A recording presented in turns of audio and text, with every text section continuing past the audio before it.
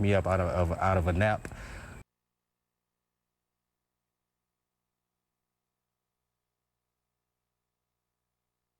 Counts of the shooting, and as the days go by, a whole lot more of those witnesses are coming forward, and many of them seem to have slightly differing stories. And a brand new eyewitness has just told CNN his version of the events, adding his account to what the grand jury that's hearing this case right now could end up considering. Here's what Michael Brady told our Anderson Cooper about what he saw when Mike Brown was shot. So when did you first realize something was happening? Well, this was a little bit after 11:30-ish. A friend of mine actually woke me up out of a nap. He comes over. I steps outside with him for like 3 to 5 minutes. After that, I comes in, say something to my fiance in the kitchen. Then I goes into the bedroom. Within the 2 minutes in the bedroom, I heard an altercation outside. So what'd you do then? Actually, so when I heard the altercation, I looks out the window and I see somebody at Ferguson police window, some kind of tussle going on here. So, So you saw somebody at the window of the police car? Yes. The police officer was still in the vehicle? Yeah, inside the vehicle. So, like I said, it was some kind of tussle going on. He also had a friend also. He runs on the side of the car because all of a sudden they just takes off running. Did you see I didn't. What the tussle was around? Did you see was one person being pulled in or pulled out? Oh, no, he was just exactly at the window. I mean, it may look like he was trying to get away or something. You couldn't tell exactly what was going on? Yeah, but, you know, I just seen some kind of tussle going through the window. Okay. So, but like I said, he has a friend also, and he was standing, like, in the front of the police cruiser on the bumper side, on the passenger side, but, like, 5 feet away from it, though. And like I said, all of a sudden, they just take off running. Mr. Brown, he just runs directly down in the middle of the street, and his friend, it was a car that was parked on the sidewalk. The Ferguson cop, his vehicle was in the middle of the street, diagonal.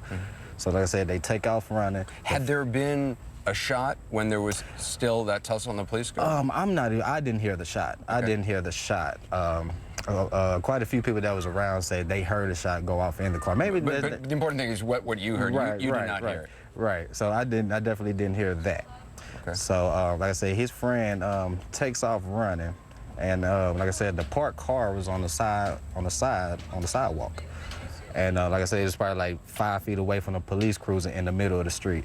So like I said, they just takes off running, and I see the officer gets out of his car, emerge, and just immediately starts shooting.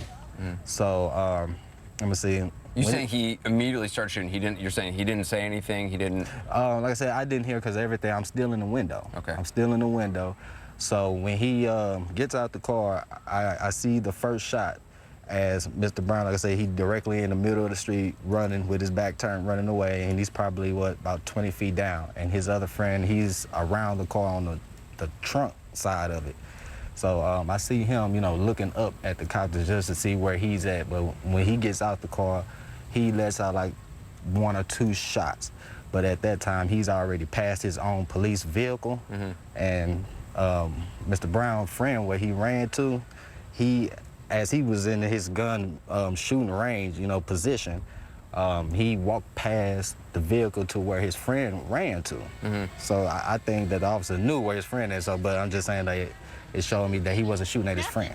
Did you see? You said there were 1 or 2 shots. You think? Yeah, the very first one. The first one when he gets out. Did you see if Mike Brown was hit by any of those shots? You know, I don't think he made it was at the time because, like I said, he was 25 feet down. So obviously he was still running. Right, because we don't know. The autopsy said that there were at least 6 shots that hit Mike Brown, but we don't know how many shots may have been fired, if there were other shots that were fired, if other bullet casings had been collected. We don't know. Right. So you said you heard 1 or 2. Yeah. And then what happened? I definitely seen 1 or 2, but like I said, he still have his back turned, and I noticed that he passed his friend up to where his friend ran to. So that's when I decided, okay, I'm gonna run outside with my phone and see what I could get. So I runs outside so quick. About the time I gets outside, he's already turned around, facing the officer. He's balled up. He have his arms like under his stomach, and he was like halfway down, like he was going down. And the officer lets out about 3 or 4 shots at him. So like I said, just like the the body, I took a few pictures in the video, but how his body is on the ground, just like with his arms tucked in, that's how he got shot or whatever. But like I said, before he went down, he was already like this, and he took like 1 or 2 steps going towards the officer, and he, like I said, let go about 3 or 4 more shots at him. And You're that's when he saying hit the it's ground. your impression that he was essentially falling down onto the ground or going down onto the ground, not because there is an account by a friend of the, or allegedly a friend of the officer, who said that the officer is claiming, and sources with the investigation back this up, is what the officer's claim is that Mike Brown was running toward the officer. Did you see him running toward the officer in any way? No, not after when he was running away. No, not at all. Like I said, by the time I come outside, I'm thinking that he's now hit after I seen the officer shooting at him while he was running away. So I'm thinking that he's hit because now he's turned around now like this, like he was going down. It didn't even look like that he was giving up. It just looked like, you know, oh, I'm hit, you know, I'm gonna go down now. That's what it looked like. That was your impression? Yeah, yeah. So from what you saw, there weren't hands up or anything. The hands were around the waist. That's the thing. I didn't see no hands up. If he did, I probably just missed it from going out from my bedroom, going outside. Right, there was a gap in what you saw because you were moving. Yeah, and from then one and room on to top of that, and there was also a gap from the officer pausing as he was shooting. Because like I said, I'm in the window, and he shoots a couple of times, and by the time I gets outside, he's shooting again. So I really didn't hear a shot between a running. He probably did, you know, maybe. You don't know that for a fact. Yeah. This entire thing about how quickly from the time you first heard what sounded like a tussle and started seeing that tussle to the time Mike Brown was down on the ground, how long do you think? It was, how should I say? I was definitely say it was some seconds, not even a minute. It all was quick. Yeah, it was just quick. It was quick, definitely quick. Probably within 30 seconds, 40 seconds maybe. Michael Brady's account to our Anderson Cooper.